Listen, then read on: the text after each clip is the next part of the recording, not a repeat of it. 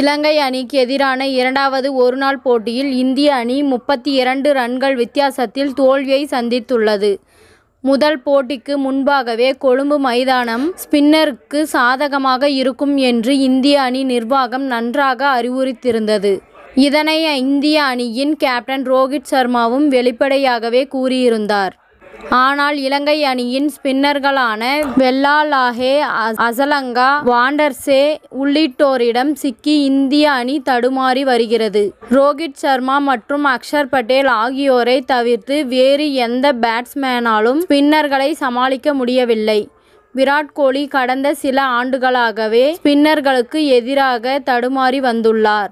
இளம் வீரர்களான சுமன் கில், ஸ்ரேயஸ் ஐயர் ஆகியோர் சேப்பாக்கம் மைதானத்திலேயே ஸ்பின்னர்களை எதிர்கொள்ள தடுமாறுவார்கள். தற்போது இலங்கை மண்ணில் ஸ்பின்னருக்கு சாதகமான பிட்சில் சொல்லவே தேவையில்லை. இதனால் இந்திய அணியின் தோல்விக்கு ரசிகர்கள் பலரும் பயிற்சியாளர் கௌதம் கம்பீர் மற்றும் தேர்வுக்குழுவை சாடி வருகின்றனர். ஏனென்றால் இடது மற்றும் வலது காம்பினேஷனில் பேட்டிங் வரிசையை அமைக்க கம்பீர் திட்டமிட்டிருந்தால் தேர்வுக்குழு மற்றும் ரோஹித் சர்மாவுடன் ஆலோசித்து முன்பே அதற்கேற்ப வீரர்களை தேர்வு செய்திருக்க வேண்டும்.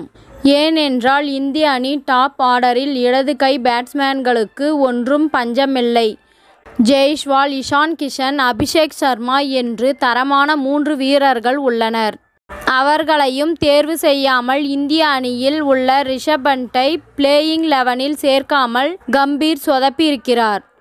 இன்னொரு பக்கம் இந்தியாவில் ஸ்பின்னர்களை சிறப்பாக விளையாடும் முதன்மையான வீரர்களில் ருத்துராஜ் கெய்க்வாட் முக்கியமானவர்.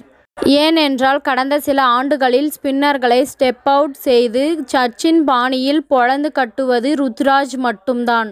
கடந்த IPL தொடரில் ஸ்பின்னர்கள் அட்டாக்கில் வந்து ஆஃப் திசையில் 5 ஃபீல்டர்கள் நின்றாலும் அசராமல் பவுண்டரி அடித்தார்.